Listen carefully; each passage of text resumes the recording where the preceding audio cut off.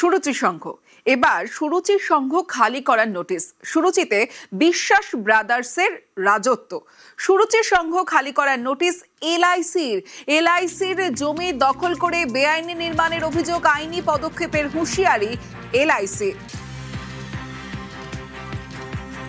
New Alipur সুরুচি সংঘ আরও চাপে পড়ল এবার বিশ্বাস ব্রাদার্স, অরূপ বিশ্বাস, স্বরূপ বিশ্বাস। যে পরিস্থিতি, তাতে বলা হতো এককালে যে নিউ আলিপুরে বাঘে গরুতে নাকি এক ঘাটে জল খায়। সাধারণ মানুষ বলতো যে বাঘও দেখা যেত না, গরুও দেখা যেত না। তাহলে কিভাবে বাঘে গরুতে এক ঘাটে জল খেত?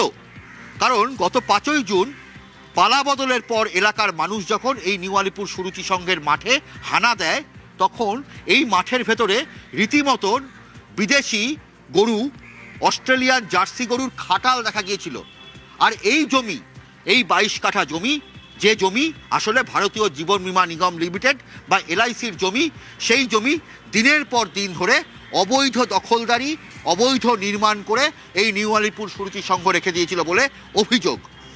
এলআইসি বারবার করে আদালতের নির্দেশেও এই জমি যখন তারা নিতে যায়, সেই সময় বাধাপ্রাপ্ত হয়েছিল।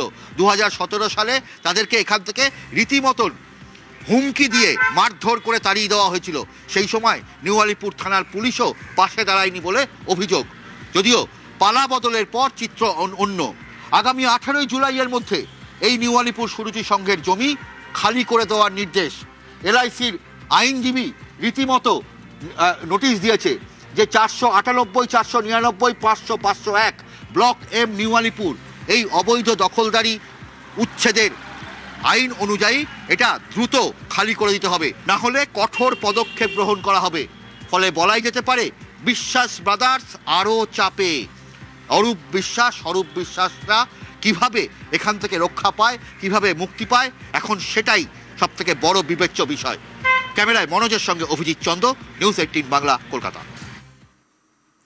বিধানসভায় সইজাল তদন্তে এর আগে আমরা দেখেছিলাম যে একাধিক বিধায়কের বাড়িতে সিআইডি আধিকারিকরা যান এবং তাদের জিজ্ঞাসাবাদ করা হয়। অন্যদিকে অভিষেক বন্দ্যোপাধ্যায়কে 2 দিন সিআইডি আধিকারিকরা জিজ্ঞাসাবাদ করেন, মুখোমুখি কুণাল ঘোষকে বসিয়ে জিজ্ঞাসাবাদ, এবং বিধানসভাতেও সিআইডি আধিকারিকরা যান। এবং আজ যে ছবি আমরা দেখলাম, শোভনদেব চট্টোপাধ্যায়ের বাড়িতে সিআইডি। সই জালিয়াতি তদন্তে তৃণমূল বিধায়কের বাড়িতে সিআইডি টিম। শোভনদেব চট্টোপাধ্যায়কে জিজ্ঞাসাবাদ তদন্তকারীদের।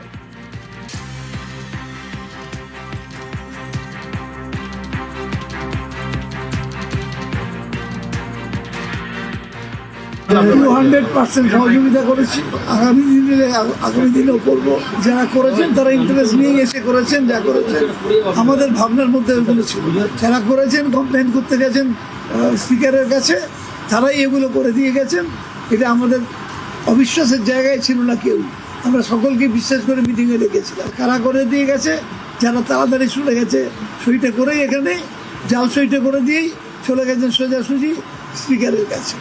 আমি কখনো কোনো অন্যায় জীবনে করিনি, কেন তো করিনি, কোনো অন্যায় জীবনে করিনি। তারপরেও যদি কেউ বলে অন্যায় করেছি, তো করেছি, প্রমাণ করে দেবে অন্যায় করেছি, কি হবে।